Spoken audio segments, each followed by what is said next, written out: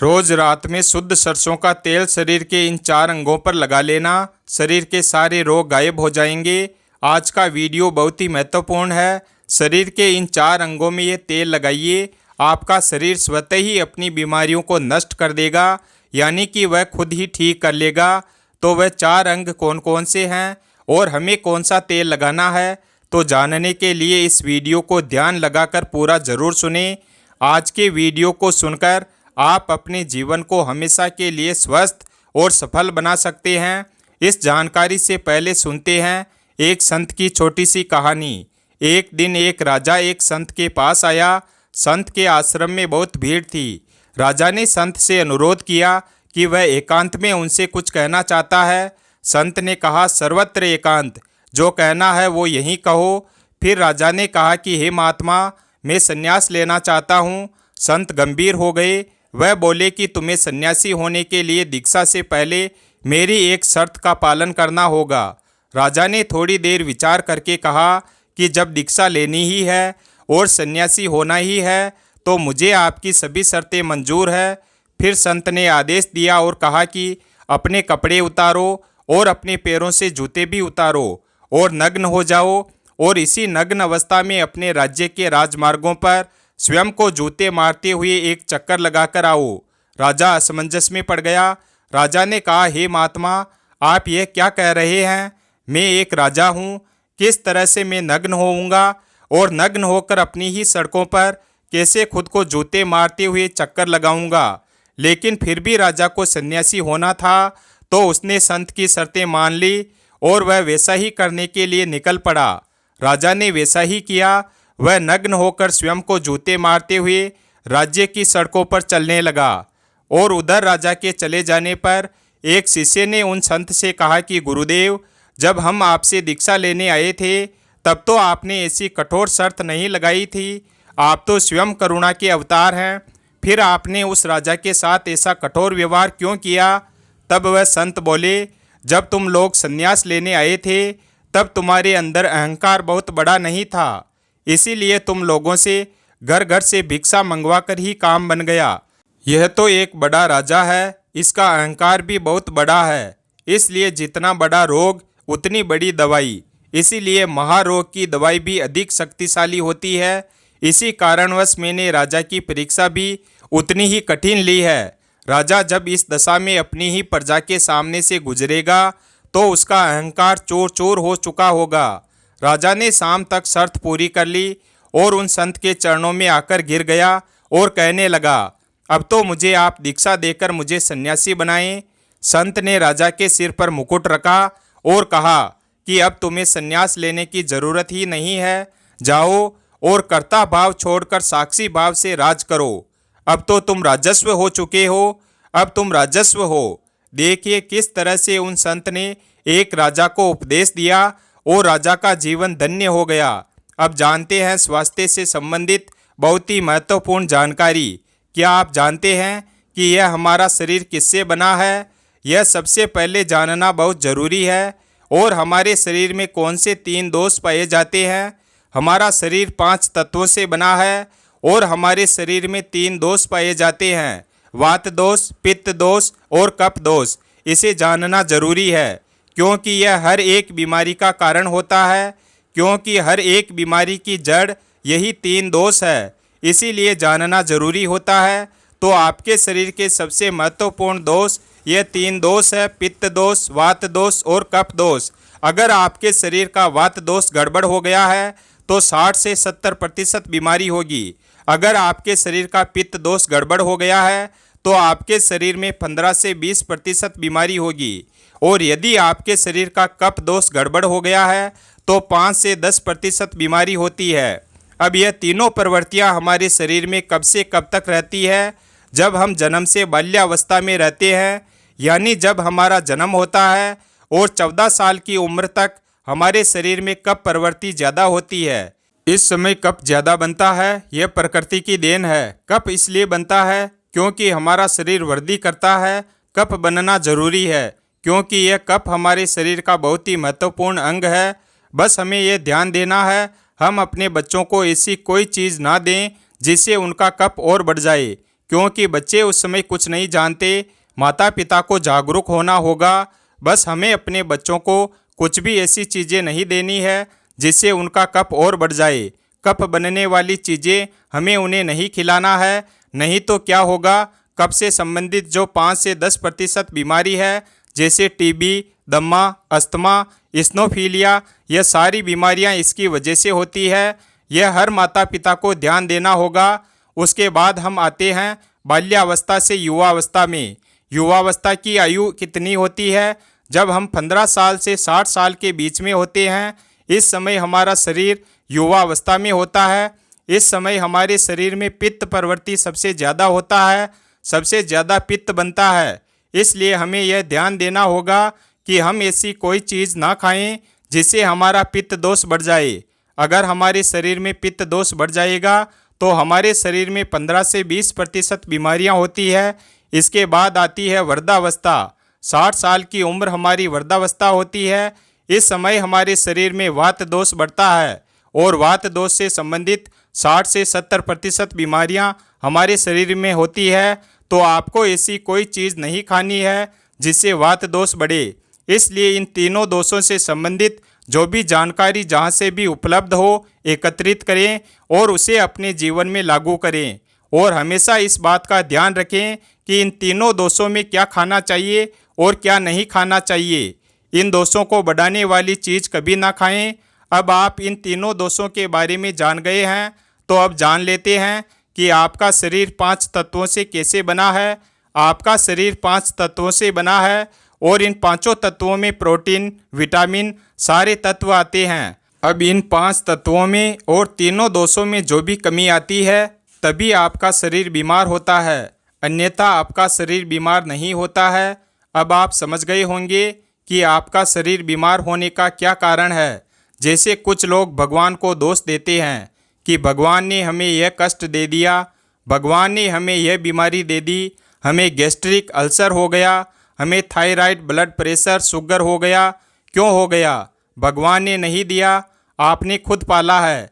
जब प्रकृति आपको खाना खाने के नियमों का पालन करने के लिए कहती है, पानी पीने के नियमों का पालन करिए, इस प्रकृति के नियमों का पालन करिए, तो आप क्यों नहीं कर रहे हैं?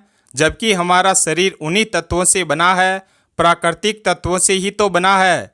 हमारा शरीर भी पानी से ही तो बना है, खाने से ही तो बना है, पोषक तत्वों से ही तो बना है। इन सारे नियमों का आपको पालन करना होगा।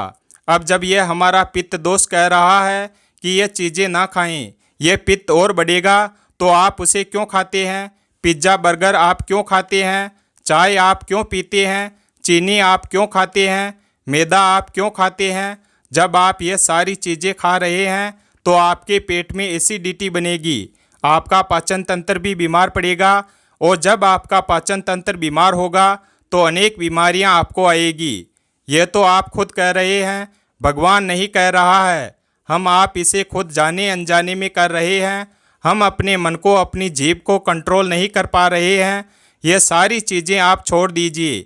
अब बात करते हैं कि हमें अपने शरीर पर कौन सा तेल लगाना चाहिए और कहाँ पर लगाना चाहिए। इस बारे में जानते हैं। आप समझ गए आपके शरीर का निर्माण कैसे होता है। इसे सुरक्षित रखना आपके हाथ में है। इसकी सुरक्षा आप खुद कीजिए। शरीर के 4 महत्वपूर्ण अंग हैं जिससे आपके शरीर की सारी नसें जुड़ी हुई है। पहला है नाभि, दूसरा है पैर का तलवा, तीसरा है आपकी नाक, चौथा है आपका सिर। यह 4 सबसे महत्वपूर्ण अंग है और इन चारों जगह पर आपको तेल लगाना है। बस यह ध्यान देना है कि आपको तेल कब लगाना है और कैसे लगाना है। तो सबसे पहले चलते हैं आपके पैरों के तलवे। जो व्यक्ति रोज़ सुबह जाकर मॉर्निंग वॉक करता है नंगे पैर ज़मीन पर या फिर हरी घास पर, तो उसकी आंखों की रोशनी कभी कम नहीं होती है। इसीलिए आपको पैरों के तलवे में शुद्ध तोरी का तेल लगाना है। इसके अलावा आप शुद्ध सरसों का तेल भी लगा सकते हैं। जब आप रात में सोने जाएं तो उससे पहले गुनगुने पानी से अपने पैर धो लीजिए। पैर धोने के बाद बढ़िया से उन्हें साफ कर लीजिए। जब पैर सूख जाए तो बिस्तर पर लेटकर अपने हाथों से मालिश कर लीजिए। रात में सोते समय यही शुद्ध सरसों का तेल, और जैसे ही आप 5 मिनट दोनों हाथों से मालिश करेंगे तो तेल से गर्माहट आएगी और तुरंत ही आपको नींद आना शुरू हो जाएगी। अगर आप नींद की टेबलेट लेते हैं, अगर आप डिप्रेशन में हैं, नींद नहीं आ रही है, तो यह दूसरे दिन से ही बंद हो जाएगा। आपको नींद की टेबलेट की ज़रूरत ही नहीं पड़ेगी। आपका पागलपन दूर हो जाएगा। याददाश्त बहुत तेज होती है, दिमाग से संबंधित सारी समस्याएं खत्म हो जाती है और एक ही बार में आप 10 बजे सो रहे हैं तो 4 बजे से पहले आपकी नींद ही नहीं खुलेगी। इतनी बढ़िया नींद आती है। तो पैर के तलुओं में तेल लगाने से आपका पाचन तंत्र मजबूत होता है, याददाश्त तेज होती है, भूख लगती है, शरीर को शक्ति मिलती है, ऊर्जा मिलती है, यानी कि शरीर के सारे पोषक तत्वों की पूर्ति कर देता है। दूसरा स्थान है नाभि, जो कि आपके शरीर का सबसे महत्वपूर्ण अंग है। नाभि के पीछे पेकोटी ग्रंथि पाई जाती है और इसी पेकोटी ग्रंथि से शरीर की सारी नसें जुड़ी होती है और यह शरीर की सबसे शक्तिशाली ग्रंथि होती है। इसलिए नाभि में तेल लगाना चाहिए। पहले आपने देखा होगा जब आपके घर में छोटा बच्चा होता था तो माताएं उस बच्चे की तेल से मालिश करती थी, लेकिन अब तो धीरे धीरे बच्चों को तेल लगाना ही बंद कर दिया। पहले माताएं 4 से 5 बार दिन में बच्चों की तेल से मालिश करती थी। वह कहती थी कि हम जितनी बार तेल की मालिश करेंगे उनकी हड्डियां उतनी ही मजबूत होगी और वह घर पर बना हुआ शुद्ध सरसों का तेल होता था। लेकिन आज फैशन बदल गया है। लोग तरह तरह के केमिकल युक्त तेलों से मालिश कर रहे हैं जो किसी काम का नहीं है। इससे सिर्फ बीमारियां होती है, क्योंकि बच्चों की मालिश के लिए सबसे अच्छा तेल सरसों का है और गांव के बच्चों की माताएं आज भी सरसों के तेल से मालिश करती है। गांव के बच्चे शहर के बच्चों की तुलना में कितने कमज़ोर हैं, आप खुद अनुमान लगा सकते हैं। यह नाभि आपके शरीर का सबसे शक्तिशाली हिस्सा है। तो जब माताएं नाभि में तेल की मालिश करती थी तो पहले फूंक मारती थी। फूंक मारने के बाद उसमें तेल लगाती थी और दिन भर में 3 से 4 बार तेल लगाती थी। तो आपको भी आज से शुद्ध सरसों का तेल रात में सोते समय नाभि में लगाना है। और जब आप नाभि में तेल लगाते हैं तो इसके कितने फ़ायदे होते हैं, आप यह जानकर चौंक जाएंगे। पहला फ़ायदा, आपको अच्छी नींद आएगी। दूसरा फ़ायदा, दिमाग से संबंधित कोई भी समस्या नहीं होगी। तीसरा फ़ायदा, आपका पाचन तंत्र मजबूत रहेगा। चौथा फ़ायदा, आपको भूख बढ़िया लगेगी। पांचवा फ़ायदा, आपके शरीर का सारा दर्द दूर हो जाएगा। छठा फ़ायदा, आपकी आँखों की रोशनी बढ़ जाएगी, यानी कि शरीर के हर एक अंग के लिए फ़ायदेमंद है। पैर का तलवा हो गया है, नाभि हो गई।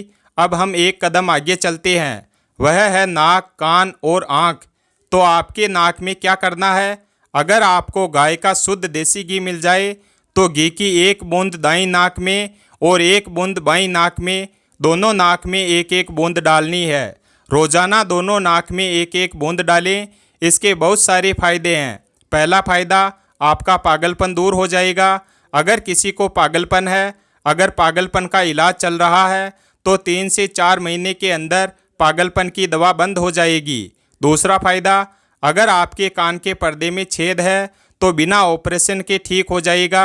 तीसरा फ़ायदा, अगर आपको नींद की समस्या है तो नींद की समस्या दूर हो जाएगी। आपकी याददाश्त कमज़ोर है तो याददाश्त आपकी तेज़ हो जाएगी। शरीर में कमज़ोरी है तो शरीर की कमज़ोरी दूर हो जाएगी। जुकाम आपको कभी पूरी ज़िंदगी में नहीं होगा। जुकाम और सर्दी की, नाक से संबंधित जितनी भी बीमारी है आपको नहीं होगी।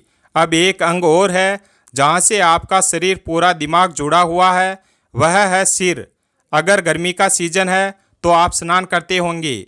जब स्नान करके निकलें तो स्नान करने के बाद जब आपके बालों का पानी सूख जाए तो आपको अपने सिर में शुद्ध सरसों का तेल लगाना है। जैसे ही आप अपने सिर में सरसों का तेल लगाकर सिर की मालिश करेंगे तो आपको 10 मिनट बाद नींद आना शुरू हो जाएगी। सिर में सोते समय तेल लगाने से कई सारे फ़ायदे हैं, जैसे आपका जो बाल पक रहा होगा वह भी रुक जाएगा।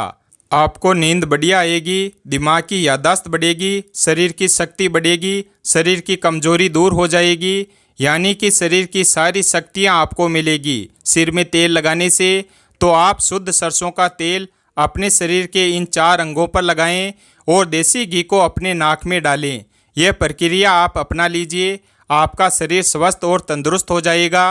हमारा शरीर हमारे ऊपर डिपेंड है, हम इसे किस तरह से रखते हैं। मान लीजिए एक कपड़ा है, आप उसे कितनी सेफ्टी से रखते हैं।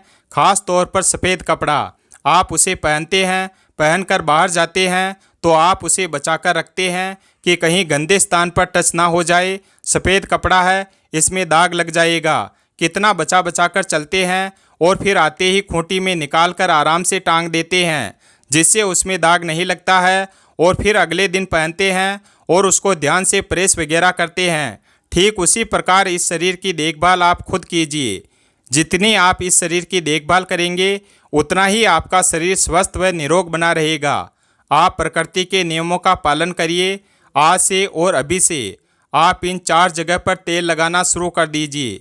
वीडियो अगर पसंद आया हो तो वीडियो को लाइक करें और हमारे चैनल शिव भक्त को सब्सक्राइब करें और अपने दोस्तों के साथ शेयर करें और कमेंट बॉक्स में जय श्री कृष्णा अवश्य लिखें। धन्यवाद। और कमेंट करके बताएं वीडियो कैसा लगा।